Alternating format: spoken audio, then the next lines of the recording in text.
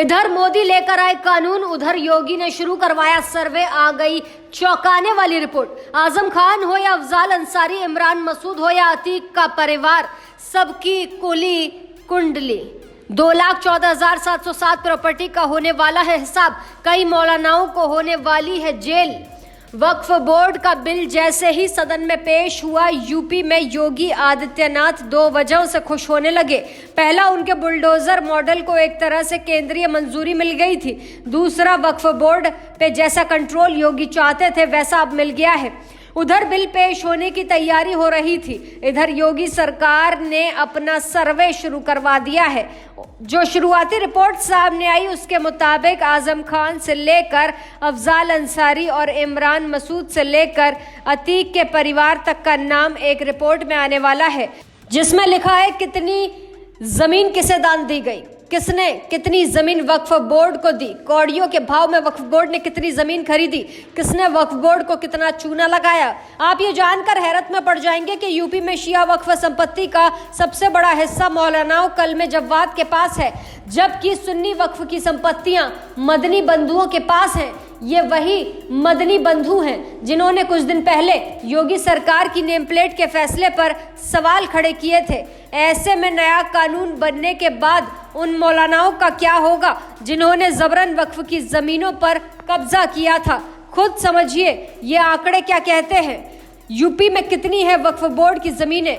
देश भर की कुल 8,40,000 प्रॉपर्टी में से अकेले यूपी में 2,14,707 प्रॉपर्टी यूपी वक्फ बोर्ड के नाम पर है, जिसमें मस्जिद, मदरसा, कब्रिस्तान और कई मकबरे हैं। यूपी में वक्फ बोर्ड की यह प्रॉपर्टी भी दो हिस्सों में बटी हुई है।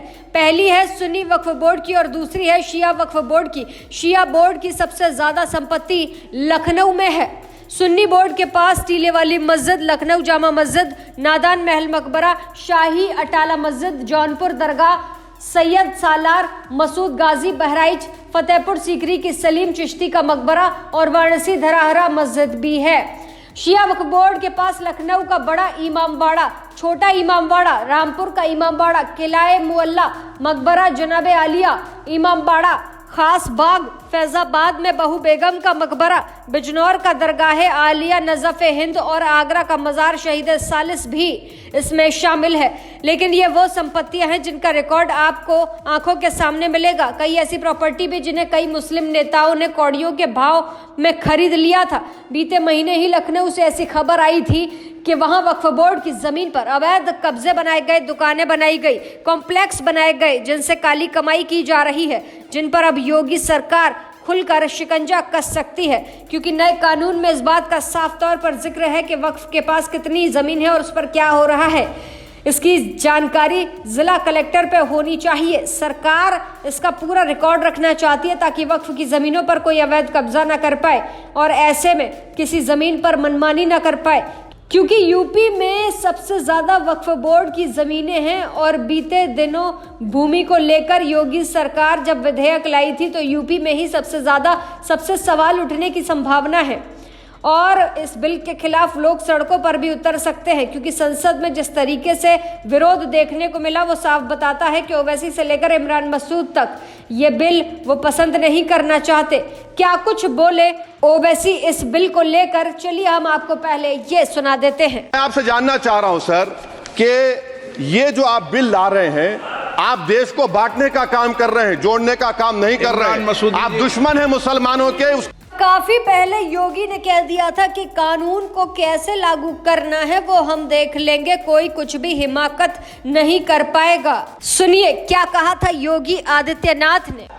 कुछ नहीं होगा,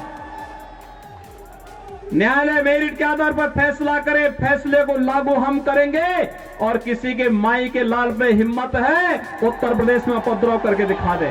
योगी का यही कॉन्फिडेंस उन्हें बाकी राज्यों के मुख्यमंत्रियों से अलग बनाता है। इसीलिए बिल पेश होने के बाद भी कई मौलाना खुद अपनी संपत्ति का ब्यौरा जुटाने में अब लग गए हैं। बहरहाल अब जो वक्फ बोर्ड के बाद यूपी के मुसलमानों का होगा वो तो वक्त ही बताएगा, लेकिन योगी ने साफ कर दिया है कि बिल तो लागू होकर रहेगा। ऐसी ताज़ा तमाम बड़ी अपडेट्स के लिए आप देखते रहें अपना उत्तर प्रदेश।